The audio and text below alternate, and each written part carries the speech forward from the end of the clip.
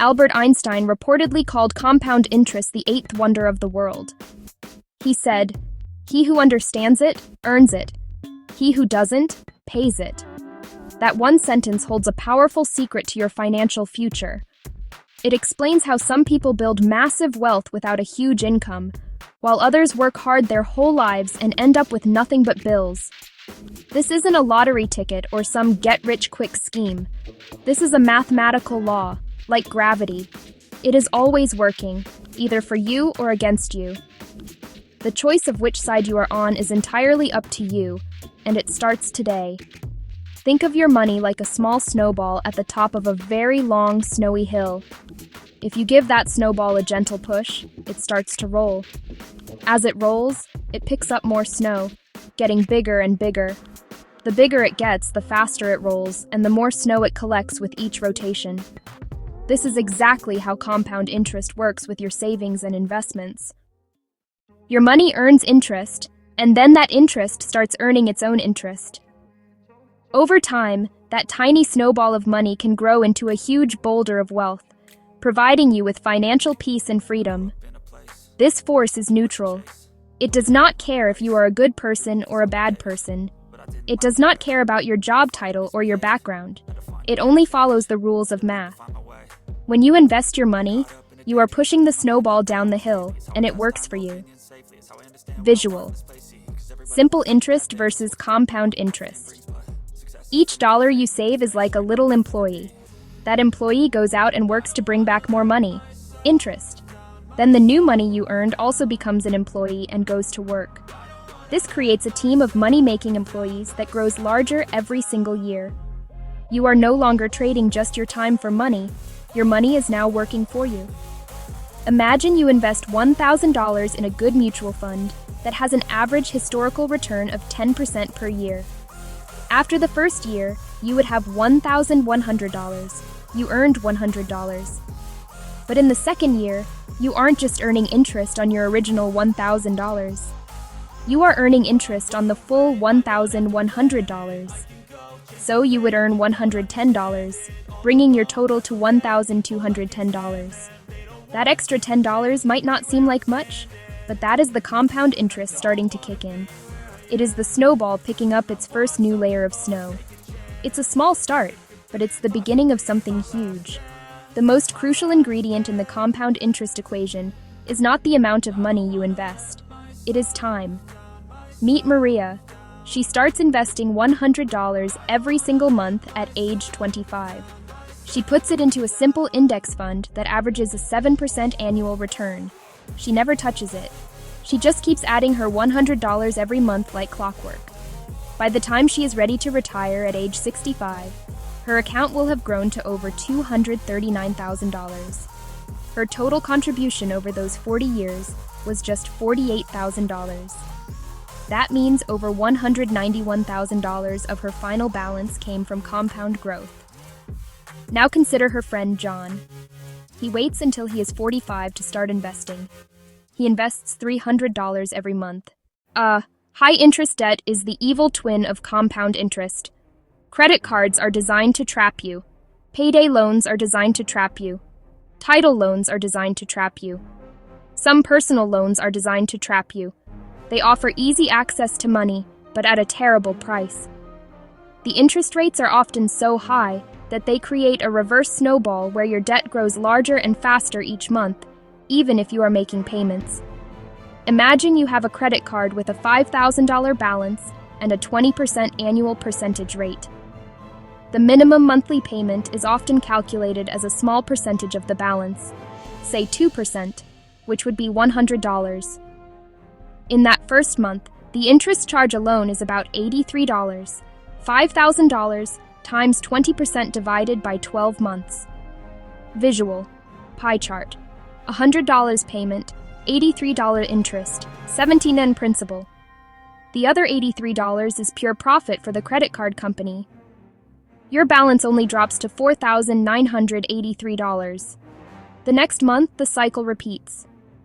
If you only ever pay that minimum payment, it could take you over 30 years to pay off that original $5,000 debt.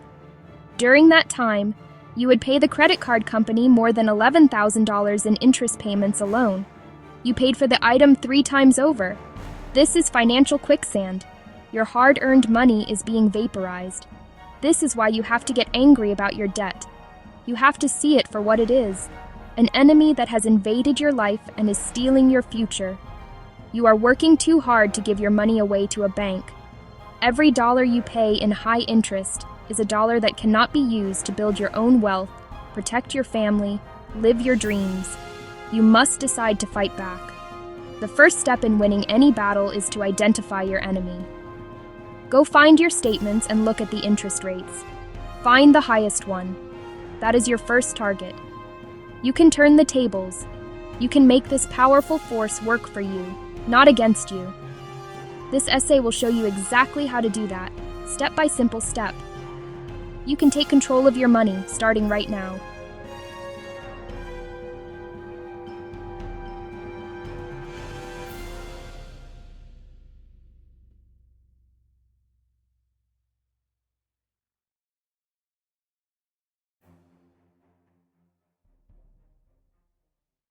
Two proven methods work wonders: debt avalanche, debt snowball. Let's start with the debt avalanche. For people who love math and want to save the most money possible, it's the most efficient way to pay off debt because it targets the enemy doing the most damage, the highest interest rate debt. This minimizes the total interest you pay over time. First, list all your debts, smallest to largest. For each debt, write down the total amount you owe, write the minimum monthly payment, and most importantly, write the interest rate. Second, keep making minimum payments on all debts. Step 3, the magic. Throw every extra dollar at the debt with the highest interest rate. Scrimp and save. Sell things you don't need. Take extra hours at work. All that extra money goes to one target. Attack it with gazelle intensity until it's gone. When it's paid off, take all the money you were paying, the minimum payment plus all the extra, and roll it to the next highest interest debt. Repeat. Each payoff makes your avalanche bigger and more powerful, knocking out the next debt faster.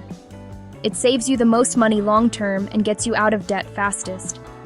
It takes discipline, but the math is undeniably on your side. While the debt avalanche is the best method according to a spreadsheet, we are human beings, not spreadsheets. We need motivation. We need to see progress to keep going.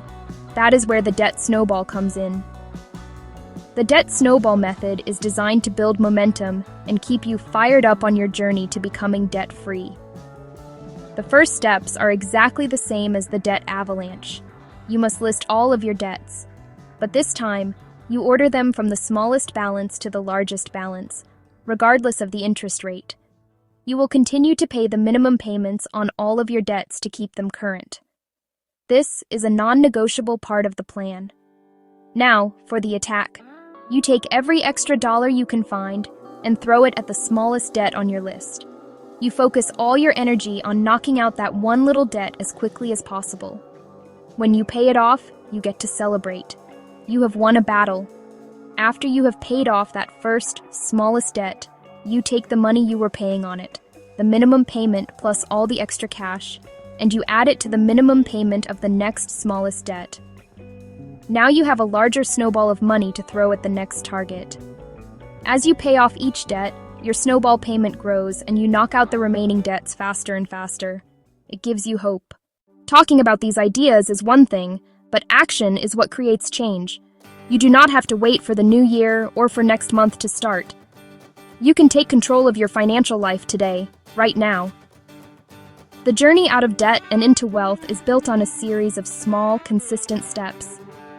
I'm going to give you a clear 5-step plan that you can begin the moment you finish reading this. Do not just read it. Do it. Your future self will thank you for the courage you show today. First, gather all your bills. Create a list. Write down who you owe, how much you owe, and the interest rate for each debt. You cannot defeat an enemy you cannot see. This step brings everything out into the light. Second, choose your weapon. Debt avalanche or debt snowball. There is no wrong answer here. Be honest with yourself and pick one. Third, find the money. Make a budget and cut expenses. Cancel subscriptions you don't use. Stop eating out for a few months. Pack your lunch. Sell the junk in your garage. Find at least an extra $100 to $200 to throw at your debt. Finally, make the payment. Send that extra money toward your chosen target debt. And while you're at it, set up a small automatic transfer to a savings account. Pay yourself first, even if it's just $25. I am giving you a challenge, the 30-day debt-free challenge. This is not about becoming completely debt-free in 30 days. It's about building habits and momentum that carry you to the finish line.